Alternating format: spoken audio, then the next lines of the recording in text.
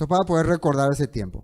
Ahora sí, el versículo 19. Entonces, aquí la ley no funciona para justificarnos, para hacernos perfectos. Y estamos hablando ya de todas esas reglamentaciones. Acá se va a entender bien, ¿no? De qué está hablando el apóstol Pablo. Entonces, ¿para qué sirve la ley? ¿Para qué sirve la ley? ¿Cuál ley? Y aquí nos quedamos otra vez. Entonces, ¿para qué sirve la ley? Uno, la ley que fue dada escritamente del tiempo de Moisés. Dentro de esa ley existen decretos que fueron añadidos por causa de las transgresiones, que fueron, por ejemplo, lo que los levitas tenían que hacer.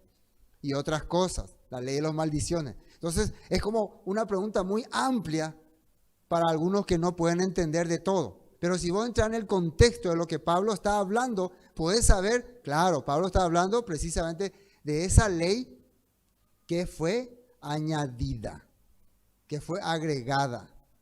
Y tenía que tener un objetivo, un propósito. ¿Por qué los levitas tenían que cumplir las funciones de ser los intermediarios ante el Eterno y el pueblo? Si antes no era así. Si el Padre no había determinado así. Si en el pasado ya de las culturas antiguas no era así. ¿Por qué? ¿Por qué habían reglas orales? ¿Por qué habían maldiciones? ¿Por qué en la ley está escritas maldiciones? Todo esto entra dentro de esa pregunta. ¿Cuál fue la pregunta? ¿Para qué sirve la ley? Se está captando, ¿no? Todo eso entra. Entonces no es simplemente decir, ¿y para qué sirve la ley? Y para nada. Por eso ahora estamos bajo la gracia únicamente, hermanos. Dejad la ley, apartaos de la ley. No, no es así. Entonces nosotros nos dejaríamos ya de todas las instrucciones que benefician a nuestra vida. Y no, continúa este versículo 19, ¿no? Fue añadida, y está marcado ahí en rosadito, ¿no? Fue añadida a causa de las transgresiones, hasta que viniese la simiente, a quien fue hecha la promesa, y atiendan bien ahí, y fue ordenada por medio de ángeles en manos de un mediador. Según lo que hemos estudiado hasta acá, la ley, las instrucciones ya estaban siendo aplicadas desde la época de de Abraham. Abraham enseñará mis leyes, mis instrucciones a sus hijos, decía el Todopoderoso. Si guarda mis instrucciones, si guarda mis mandatos. Ellos ya estaban guardando ya ciertas ordenanzas del Eterno. Pero acá entonces habla de que una ley, un tipo de ley o algo que se relaciona con la ley fue añadida. Algo se añadió a esa ley. O la ley le llama acá. Y hay una razón por la cual se añadió. ¿Cuál es la razón? Las transgresiones. O sea que el Todopoderoso le estaba dando instrucciones que les iban a dar corrección, le iban a hacer perfecto. Éxodo 19 dice, serán reyes, sacerdotes, mi especial tesoro, serán mis consagrados, le daré la tierra prometida. Y después al tercer día aparece la voz del Eterno y dice, yo soy el Eterno que te saqué de Egipto, de mano de servidumbre. No harás esto, no tendrás esto, no harás esto. Todo eso el Padre le estaba dando. Después Moisés subió al monte Sinaí 40 días y 40 noches donde recibió las mishpatim, las instrucciones de vida, las instrucciones de comportamiento, de cómo poder ser una persona, un pueblo educado, un pueblo culto. Eso no puede ser que haya sido añadido por transgresiones. Y eso no puede ser que no sirva para nada. ¿Me están captando, no? Entonces, todas esas mishpatim, por eso, otra vez acá, ¿de qué está hablando el pastor? Advertí de entrada, ¿no? Vayan a estudiar Éxodo, vayan a estudiar donde hemos tocado ese tema. Van a entender de qué hablamos. Eran para hacernos persona preparada, persona culta, persona, ¿cómo se puede decir? De sabiduría. ¿Qué decía en Éxodo 4, no? En los pueblos dirán, ¿qué clase de Elohim tienen ustedes que le ha dado leyes tan sabias para hacer de usted un pueblo sabio? Sí, en esto consiste en que en esos mandamientos, y eso vino de un Elohim poderoso. ¿Me están captando hasta acá, no? Entonces, si eso eran las instrucciones que se dio, ¿qué fue lo que fue añadido a causa de las transgresiones? No puede ser que se me enseñó a no robar, a no mentir, a ser una persona culta, porque vivía transgrediendo, vivía robando, vivía matando. No es así, sino que algo ocurrió después de haber ellos recibido los mandamientos, que el Todopoderoso le tuvo que añadir algo. ¿Y qué fue lo que ocurrió? El pueblo pecó. Pero eso vamos a ver en un instante. Vamos a terminar por lo menos este versículo, ¿no? Fue añadida a causa de las transgresiones, ya tienen también ahí, hasta que viniese la simiente, a quien fue hecha la promesa y fue ordenada por medio de ángeles en mano de un mediador. Entonces podemos saber que esto que fue añadido fue ordenado por medio de ángeles por mano de un mediador. Ese mediador era Moisés. Ese ángel habló en tiempos de que estaba en el monte Sinaí. Entonces podemos decir que lo que fue añadido acá fueron reglamentos dados en tiempos de Moisés en el monte Sinaí. ¿Cuántas veces Moisés subió al monte Sinaí para recibir instrucciones?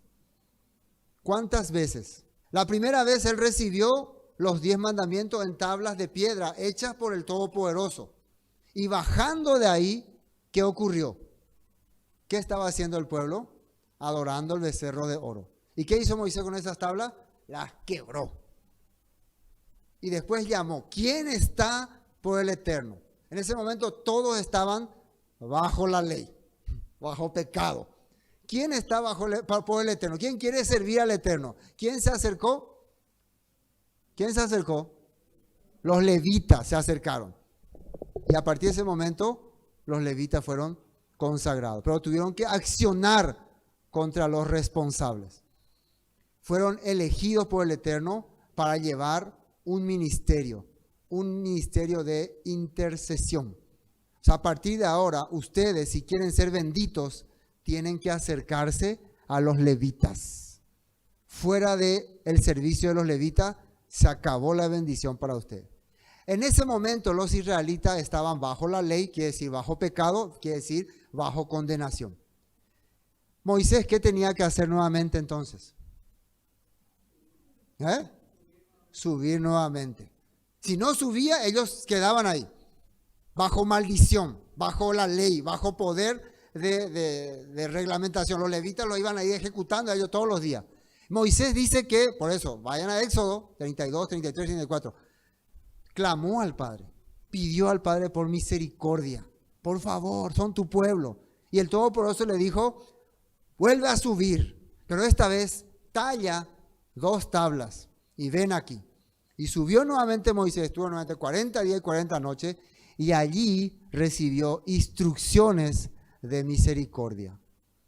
Cómo el pueblo iba a poder ser libre de su culpa, de sus pecados. ¿Cuáles fueron esas instrucciones?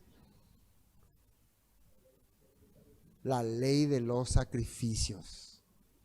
¿Por qué tenían que hacer la ley de los sacrificios? Porque de esa manera iban a ser perdonados. Cordero, becerro, todo eso. ¿Y para qué era eso?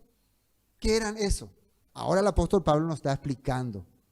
Dice, hasta que viniese la simiente, a quien fue hecha la promesa y fue ordenada por medio de ángeles en mano de un mediador. Entonces, estas reglamentaciones, fueron añadidas hasta que viniese la simiente. ¿Eso se cumplió o no en tiempos de Yeshua? Sí, porque Yeshua iba a ser el sacrificio perfecto del Eterno, porque era la simiente prometida para reconciliar nuevamente al pueblo con el Eterno. Y Yeshua era el primogénito de toda creación, era la promesa hecha a Abraham, pero la primogenitura quedó, se puede decir, no abolida, suspendida por causa de las transgresiones, y ahora en vez de que por la primogenitura sean benditos, tienen que ser benditos a través de los levitas, quienes no son primogénitos. Ni siquiera estaban en la promesa de las bendiciones de Jacob.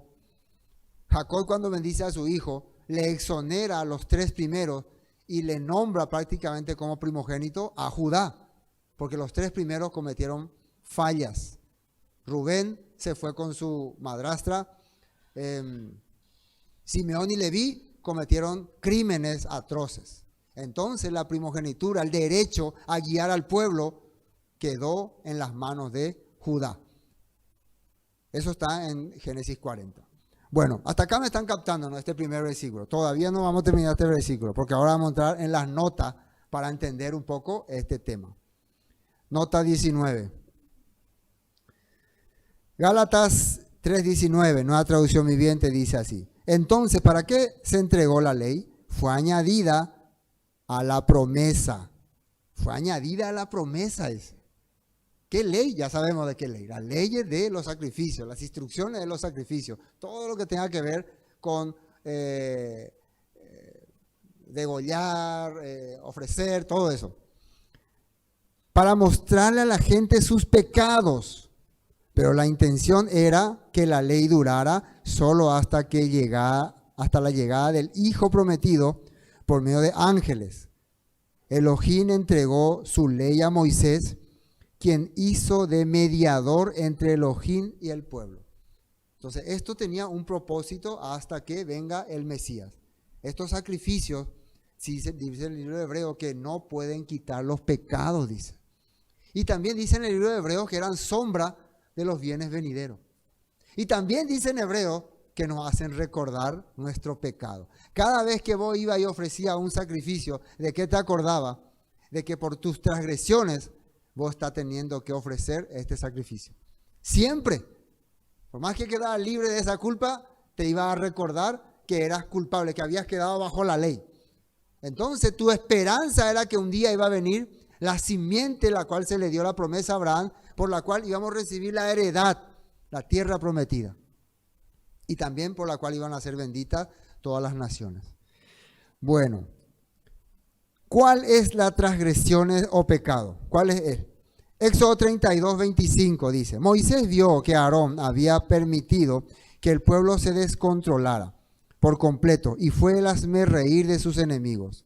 ¿Qué fue lo que hicieron? Adoraron el becerro de oro. Así que se paró a la entrada del campamento y gritó, todos los que están de parte del Eterno, vengan aquí y únanse a mí. Y todos los levitas se juntaron alrededor de él.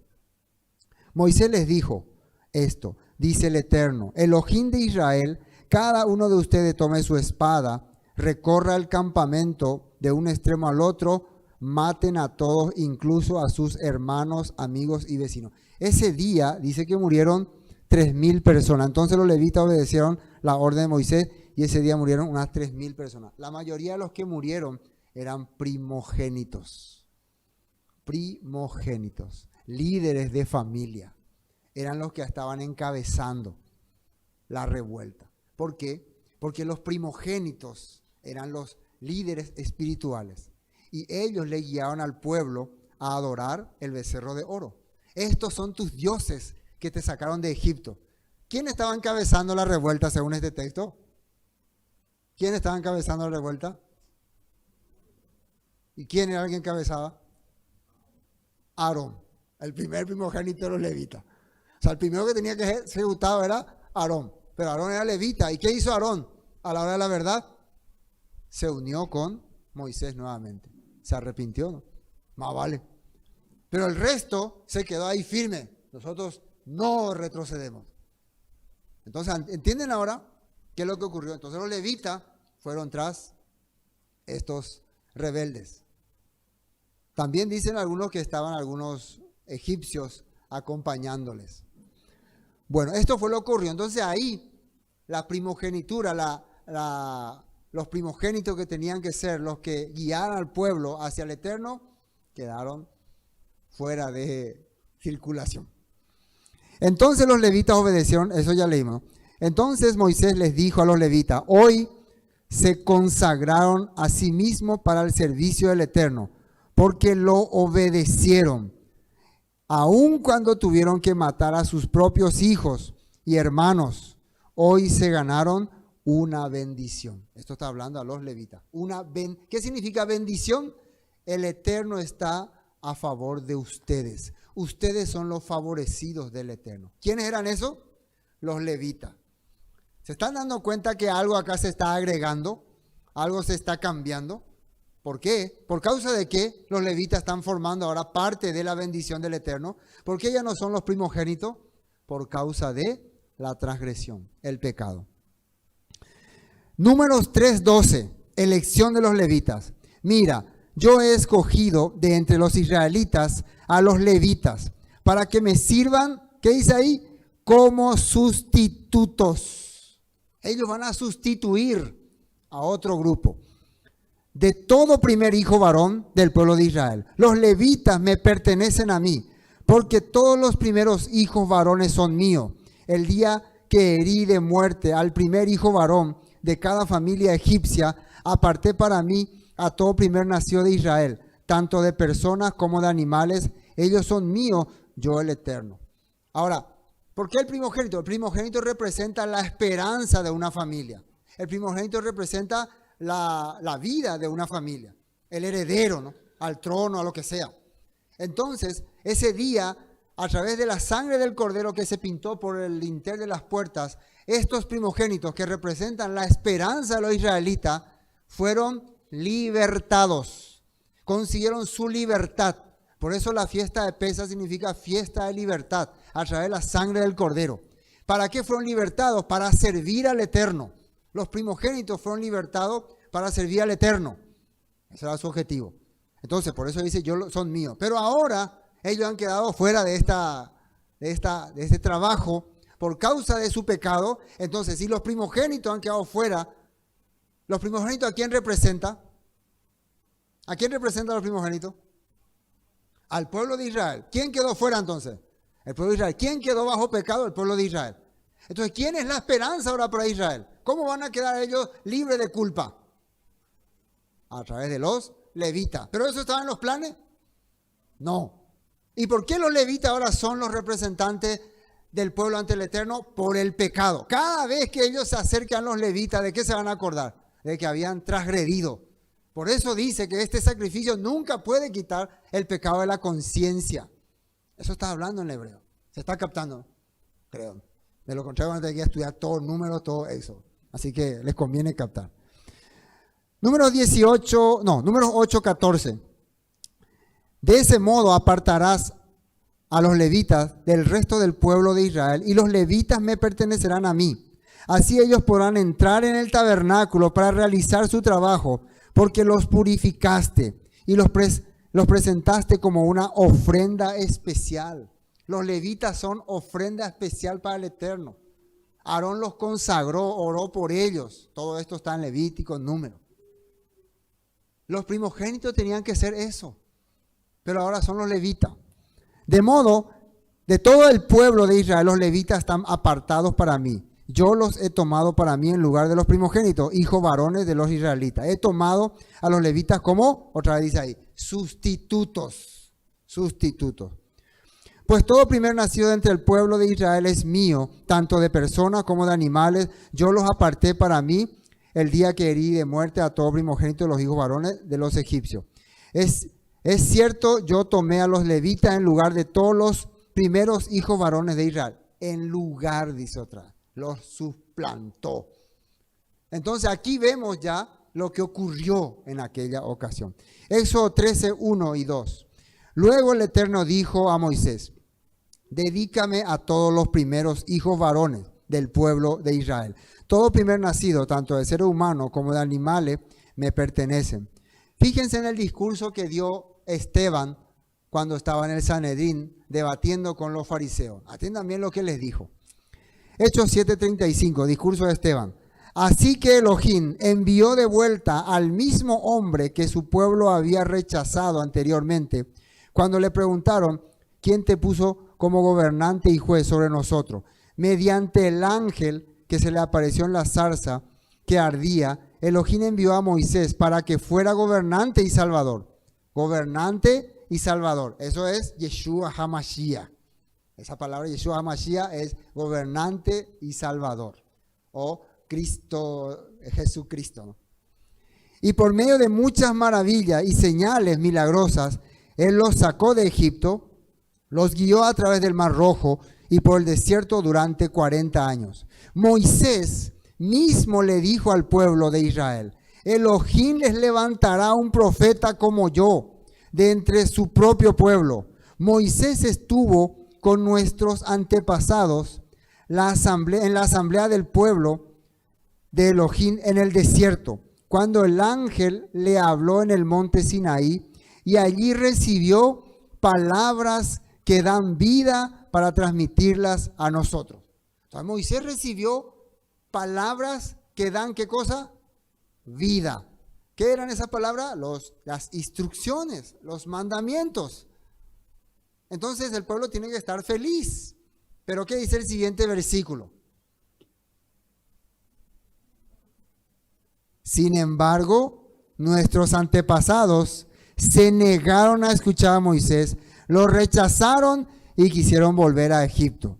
Le dijeron a Aarón, haznos unos dioses. ¿Quiénes dicen? Nuestros antepasados, nuestros padres. ¿Se dan cuenta de cuando Esteban quiere hacerle entender a ellos su maldad? ¿De qué le habla? De lo que hicieron nuestros padres. Cómo habiendo recibido palabras de vida, ellos se fueron en contra, transgrediendo la palabra. Le dijeron a Aarón, haznos unos dioses que puedan guiarnos, porque no sabemos qué le ha pasado a este Moisés que nos sacó de Egipto. De manera que hicieron un ídolo en forma de becerro, le ofrecieron sacrificios y festejaron ese objeto que habían hecho. Entonces Elohim se apartó de ellos y los abandonó. Esta es la palabra maldición. Se apartó de ellos y los abandonó. Ahí ellos cayeron en transgresión. Y los abandonó para que sirviesen a las estrellas. Entonces la apartó para que sirviesen a las estrellas del cielo como sus dioses. En el libro de los profetas está escrito: Israel, ¿acaso era a mí a quien traía sacrificios y ofrendas durante esos 40 años en el desierto? Esto es un tema que habla acerca de ya Israel en el tiempo del rey Jeroboam, que empezaron a adorar, ¿no?, a toda clase de ídolos. O sea, Esteban ya está redondeando el tema, ¿no? Desde ese tiempo tu corazón se ha inclinado a la maldad. Y en vez de ir en pos del Todopoderoso y sus promesas, te fuiste empeorando. Hasta llegaste a adorar a las estrellas del cielo, a estos dioses Moloch. Esto ya es una exhortación del profeta Amós al rey Jeroboam, ¿no?, en tiempos de Samaria. Pero Esteban se está recordando de todo eso. ¿Se dan cuenta de dónde arranca el pecado y cómo continúa? Del tiempo en que ellos pecaron con el becerro de oro. Personas que tuvieron méritos para ser escogidos para la obra del Eterno. 1, Noé. 2, Abraham. 3, Moisés. 4, los levitas. Y 5, David. Y 6, Yeshua. ¿Qué significa méritos? Hicieron en la vida cosas que le agradó al Padre, por lo tanto fueron consagradas como bendición para las demás personas. Y entre ellos está Yeshua. Claro, ustedes pueden analizar la vida de cada una de esas personas y ver por qué. ¿Qué hicieron esas personas?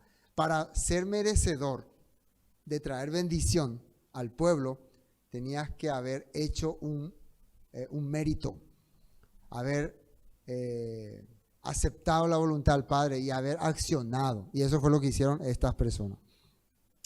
Ahora, continuemos con este tema. Seguimos en el primer versículo que estamos leyendo hoy, ¿no? Hebreos 7:11. Hay muchos textos en hebreo, yo solamente voy a tocar algunos más o menos relacionados para poder entender este punto. Dice así: si pues la perfección fuera por el sacerdocio levítico, porque bajo él recibió el pueblo la ley, se está refiriendo a todas estas instrucciones que fueron dadas por causa de la transgresión. Ahora ya me captan, ¿no? Si ese sacerdocio fuera perfecto, dice, ¿qué necesidad habría aún de que se levantase otro sacerdote según el orden de Melquisedec, que no fuese llamado según el orden de Aarón? Porque cambiando el sacerdocio arónico levítico, necesario es que haya también cambio de ley, sacrificios, decretos sobre el tabernáculo y el templo. Entonces, en la Biblia habla ya, en los Salmos, habla acerca de un hombre, de un sacerdocio que es de un orden ya superior al levítico, que es el orden de Melquisedec. Y ese es todo un tema otra vez. Ahora no me piden, luego vamos a tocar el tema de Melquisedec porque vamos a desviarnos. Pero como resumen le digo que habla, ¿no?, en Salmos, y también habla de un ser superior al sacerdocio levítico. ¿Por qué superior? Porque Abraham, nuestro padre, nuestro antepasado, dice que le dio los diezmos a este Melquisedec, y este hombre Melquisedec le bendijo, dice, y hizo pacto con él. Y siempre el mayor bendice al menor. Por lo tanto, entonces, esta categoría de sacerdocio que tenía Melquisedec, sí o sí es superior al sacerdocio levítico. Porque Abraham recibió esa bendición y después los levitas vienen ya saliendo de Abraham. Por lo tanto, los levitas fueron bendecidos con la bendición que recibió Abraham por Melquisedec. No puede entonces ellos después ser bendición sobre alguien.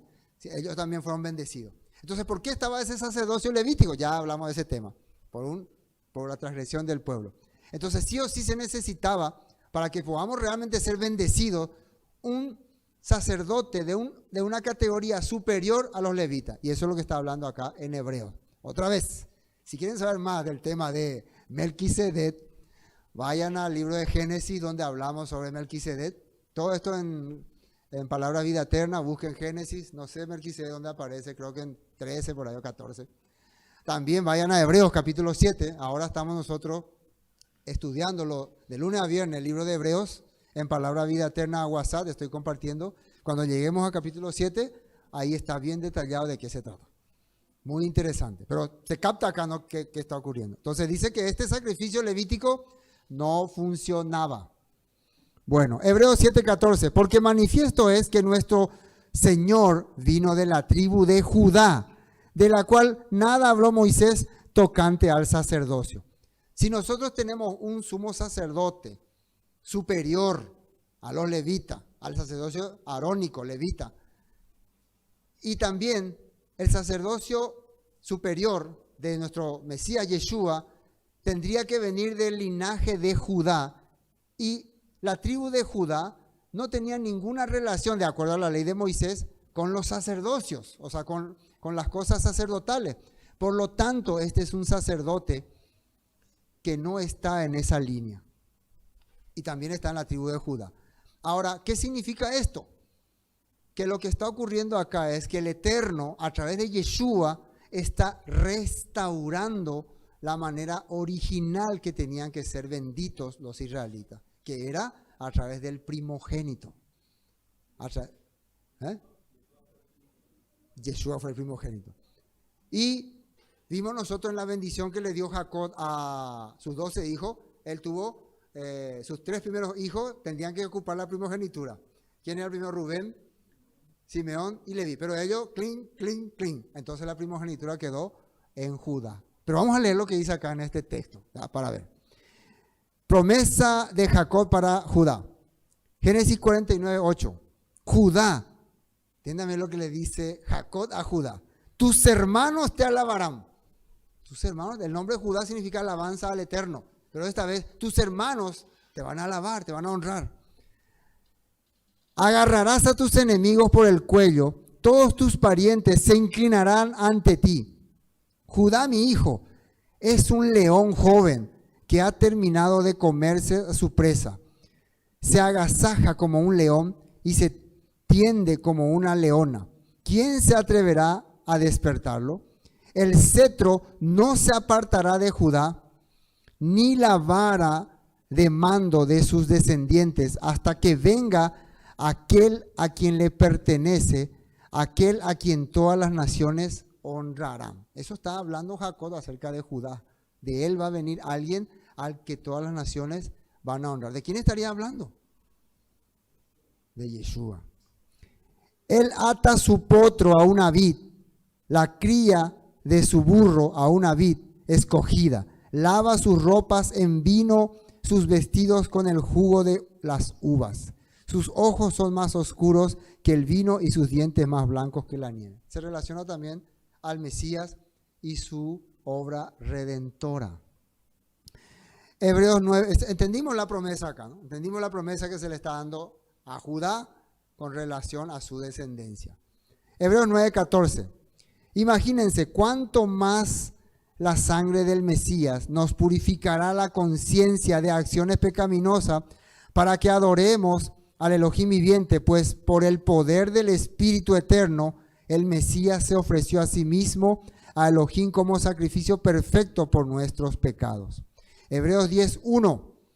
Porque la ley, las instrucciones, ya sabemos de qué ley está hablando. Todas esas instrucciones de sacrificios, de ofrendas y todo eso que fue dado posteriormente a los mishpatim dado para cambio de vida. Teniendo la sombra de los bienes venideros, no la imagen misma de las cosas, nunca puede por los mismos sacrificios que se ofrecen continuamente cada año hacer perfecto a los que se acercan. De otra manera, cesarían de ofrecerse, pues los que tributan este culto, limpios una vez, no tendrían ya más conciencia de pecado. Pero en estos sacrificios cada año se hace memoria de los pecados, pecado de Israel en el Sinaí. Cada vez que ellos hacían los sacrificios, se acordaban de lo que ocurrió en el Sinaí. Cada vez se acordaban por qué tenían que hacer esos sacrificios. Hasta que vengan las... Es por eso que el que entendió el mensaje de Yeshua se sentía libre. Por fin hemos sido libres. Por fin podemos decir que estamos libres de toda culpa, porque es el cumplimiento de todas esas promesas. Porque la sangre de los toros y los machos cabríos no pueden quitar los pecados. Jeremías 31. Fíjense la promesa que se había dado en tiempo del profeta Jeremías. Se acerca el día, dice el Eterno, en que haré un nuevo pacto con el pueblo de Israel y con el de Judá. Este pacto no será como el que hice con sus antepasados cuando los tomé de la mano y los saqué de la tierra de Egipto. Ellos rompieron ese pacto a pesar de que los amé como un hombre ama a su esposa, dice el Señor. El pueblo rompió aquel pacto. Entonces voy a establecer un nuevo pacto con ellos. ¿De qué se tratará ese pacto? Si ustedes leen completamente, va a salir la respuesta. Pero acá en Hebreos continúa ese mismo texto, ya escrito por un nuevo testamentista, podemos decir.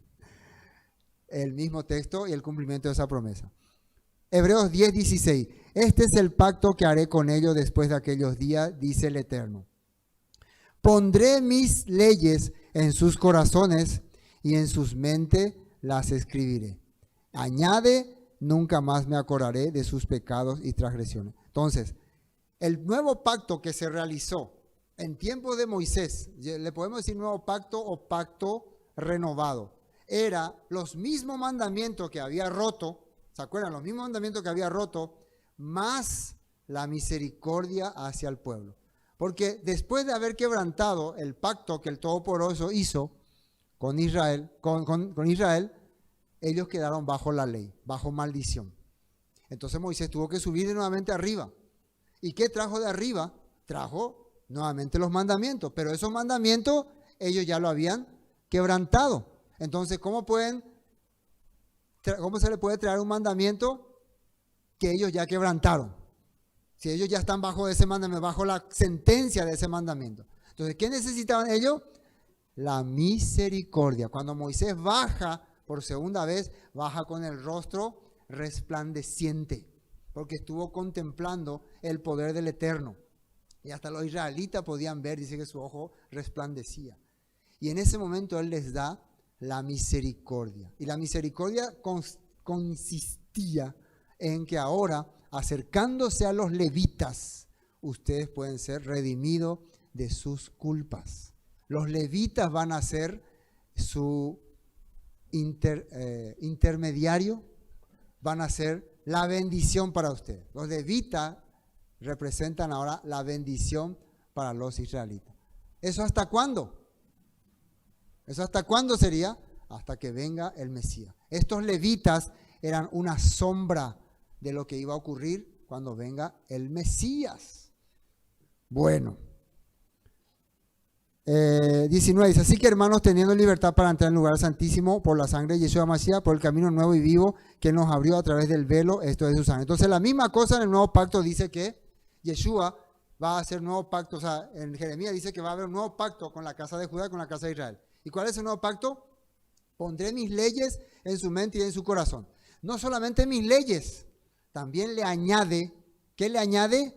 Nunca más me acordaré de sus pecados y transgresiones. ¿Qué significa? ¿Cómo es que el Todopoderoso no se puede acordar más de nuestros pecados y transgresiones? Esta vez nunca más, a través del sacrificio de Yeshua. A través de los sacrificios de animales se olvidaba de nuestro pecado, pero en nuestra conciencia quedaba que era por causa de haber transgredido aquel mandamiento, haber adorado al becerro de oro, es que estamos haciendo estos sacrificios. Pero el sacrificio de Yeshua va a quitar esa mancha en nuestro corazón. Y nunca más va a haber remordimiento de culpa, de acuerdo a la promesa. Y nuevamente podemos decir que somos parte del pueblo escogido del Eterno. Bueno, Juan 3:26. Atiéndame porque acá hay algo semejante, ¿no?, que Juan entendió y les dijo a sus discípulos. Saben todo el relato, ¿no? Yeshua fue bautizado por Juan el Bautista y descendió el Espíritu en forma de paloma y salió una voz que decía: este es mi Hijo amado en quien tengo complacencia. Pero después, ¿qué pasó? La gente empezó a abandonar a Juan y se iban todos detrás de Yeshua. Entonces los discípulos de Juan: maestro, aquel que tú diste testimonio te abandona, te dejan. Haz algo. ¿Qué le dice Juan? Entonces los discípulos de Juan fueron a decirle: Rabí, el hombre que estaba contigo al otro lado del río Jordán, a quien identificaste como el Mesías, también está bautizando a la gente y todos van a él en lugar de venir a nosotros. Por cierto, Juan el Bautista, ¿de qué linaje era? ¿Quién sabe? Él era levita. Él era levita. Si vemos nosotros, Zacarías era sacerdote y su mamá era de las hijas de Aarón, dice. Era el linaje sacerdotal, por lo tanto era levita. Entonces, un levita estaba comenzando el camino, el mensaje, llamando al pueblo como Mesías, como libertador. Y se acuerdan que la gente le preguntaba: ¿tú eres el Mesías? ¿Tú eres el Mesías? Y él que decía: no. Entonces, ¿quién eres tú? Soy una voz que clama en el desierto.